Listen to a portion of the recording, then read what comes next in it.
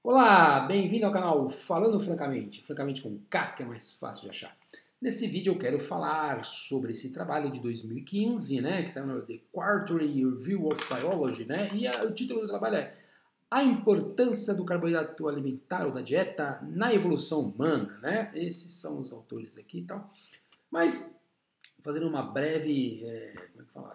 Vou situá-los brevemente. Então, se vocês acompanham o canal aqui, recentemente fiz alguns shorts, alguma coisa, tenho visto muito vídeo, né? Não que eu saiba disso, mas as pessoas criticando o carboidrato, por exemplo, dieta carnívora, que tem aí, você vai ver um vídeo curtinho, que as pessoas não precisam de carboidrato. Então, o que eu tô vendo, o que eu tô vendo do que as pessoas estão vendo é que elas acham que simplesmente elas podem, a partir do momento que elas decidem mudar o padrão alimentar dela de uma forma radical e que isso não tem consequência nenhuma, porque o corpo não precisa disso. E aí, então, eu fiz questão de procurar alguns trabalhos sobre isso e achei, dentro dos que eu procurei, esse, né? Então, é lógico que é um trabalho baseado em vários tipos de análise, arqueologia, de arqueologia, de biologia, de genética, né? Vocês vão ver por quê.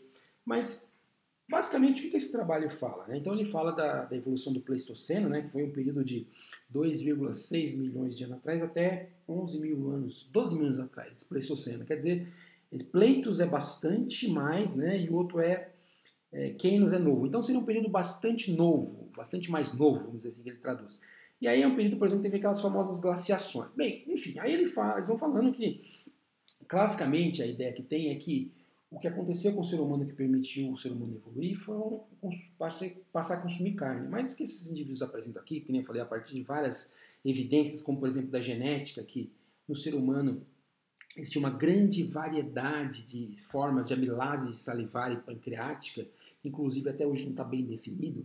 Então, eles vão falando, por exemplo, olha, o fato do ser humano ter evoluído a questão da amilase salivar, então a partir do momento que o ser humano passou, por exemplo, a cozinhar, a cozer os alimentos, né?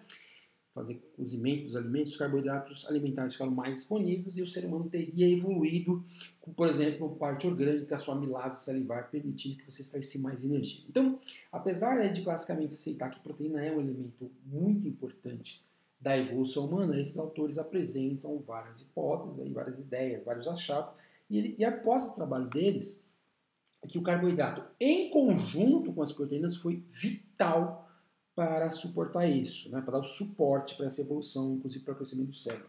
Inclusive eles falam aí que os carboidratos foram vitais, por exemplo, para fornecer maior quantidade de energia. Então não vale a pena a gente estudar aqui, não vale a pena no assunto, né? Mas se você pensar por litro de oxigênio, a eficiência da proteína, dos aminoácidos, é muito menor que a do carboidrato, tá?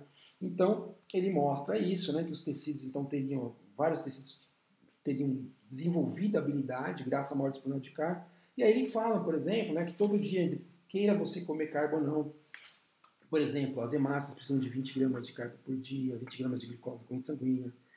O cérebro, ainda que você faça uma dieta cetogênica, ele precisa de 30 a 50 gramas.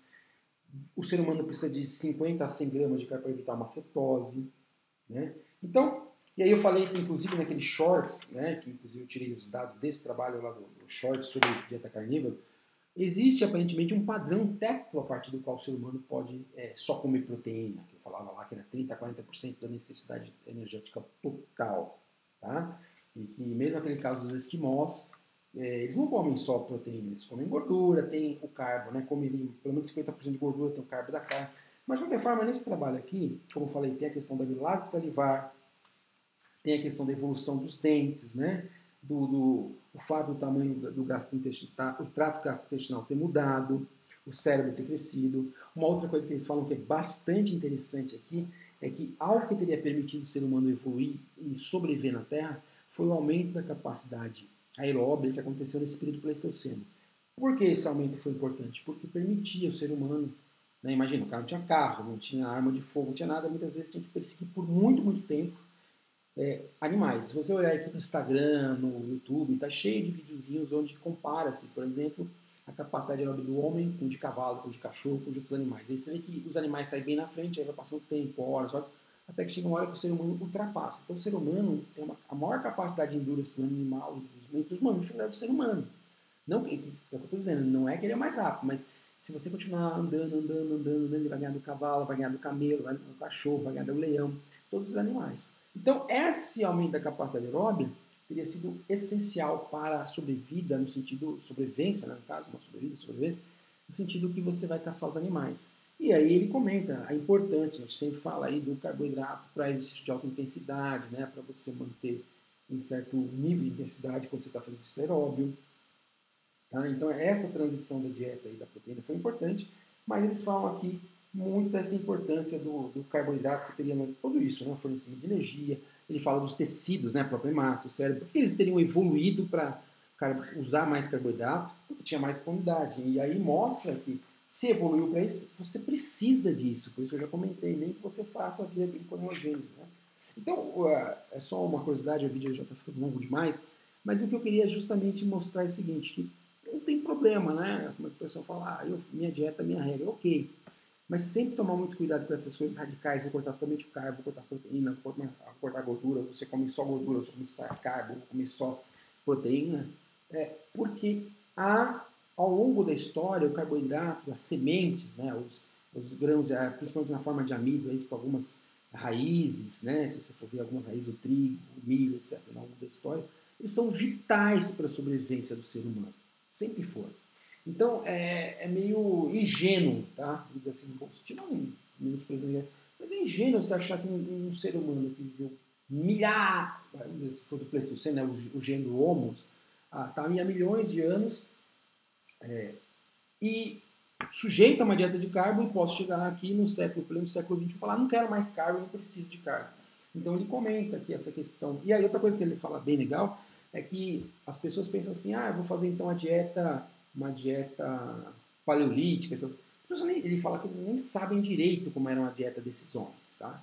Então tomar muito cuidado com essas questões, que as pessoas assumem que a dieta é de um jeito, que o cara era ativo de outro jeito, ou que esse perfil de dieta aí de milhões de anos não teve nenhuma marca, ela deixou marca assim na nossa evolução, e muito provavelmente você abrir mão disso, simplesmente mudando, vai te causar um prejuízo a médio e longo prazo. Talvez de coisas que a gente não saiba ainda, tá? Mas existe evidência, como eu falei, existe um teto de quanto importante você consegue consumir.